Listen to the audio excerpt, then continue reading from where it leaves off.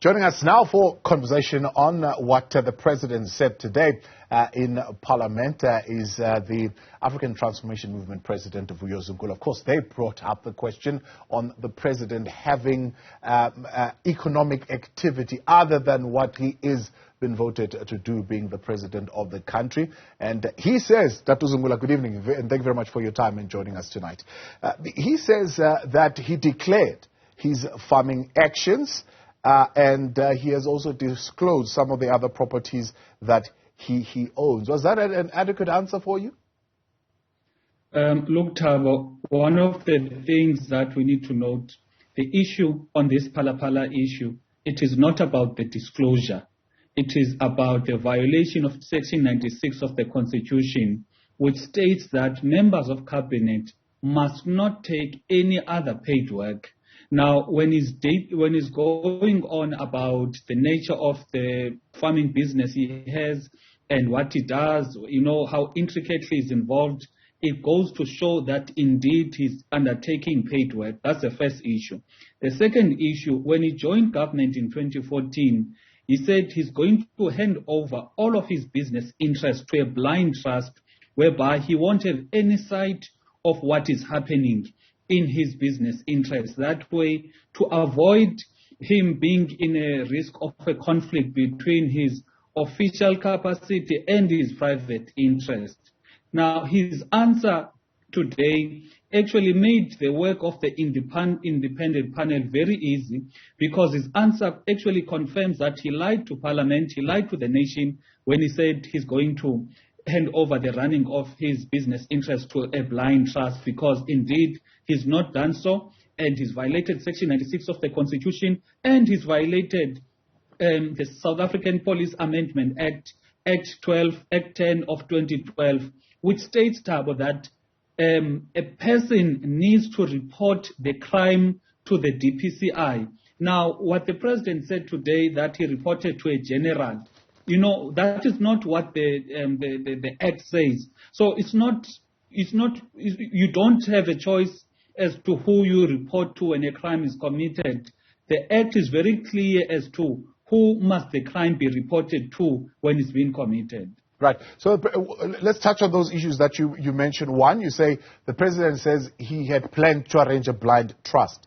This trust was not set up. Is there any clarity as to why it wasn't set up? And does that then imply that he could then just declare the farming activities? Because it seems from what he's saying here, he had no intention of giving up the farming activity. Yes, the other day-to-day running of whatever happens, he's not involved there. But the farming activity itself is something that he said he would keep doing.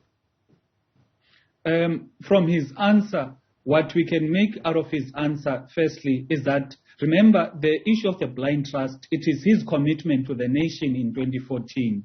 In 2022, only because he's cornered on the Phala Phala issue, it's only then that he says that blind trust was not set up, meaning he did not take the nation into his confidence and be proactive and tell the nation that he is no longer going to set up a blind trust. He's going to be actively involved in these particular businesses. So that is what we want the nation to understand here, that we've got, the issue is not the issue of the declaration. The issue is the violation of the Section 96 of the Constitution, which guides or which dictates that members of cabinet may not undertake any other paid work. His admission that indeed he's undertaking paid work today makes the work of the independent panel very easy. Yeah. Then the reporting of the crime to the general, I mean, you've already cleared it out maybe to an extent, and maybe it's something that will be argued, whether this is a correct form of reporting, or is he abusing his power here? He's indeed abusing his power. But before we go there, if that farm has a manager, it is that manager, when any incident happens, that they need, for example, to report a crime.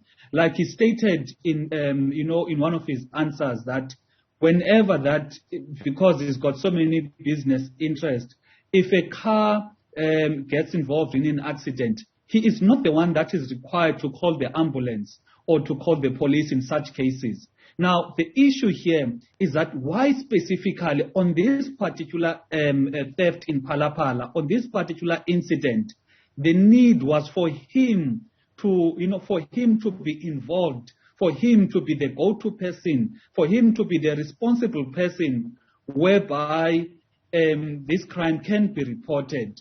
And what would have, why did the manager not actually take it upon himself to report the crime in accordance to what the South African Police Amendment Act requires? Why was it on him as the president to do so? And why did he not follow up whether the proper channels were followed? Because on this case, it clearly shows that he reported to his bodyguard. The person that he reported to is not just a policeman responsible for receiving such reports. It is a bodyguard that is employed by the state to protect him as a person. He then abused his power to make this person who is employed by the state to protect him, to investigate and follow the theft that has been done in Phala Phala. That is a clear abuse of power. So it says he was informing a police official, not just a general who is within his protection service, but a police official, because he is essentially surrounded by police officials all the time.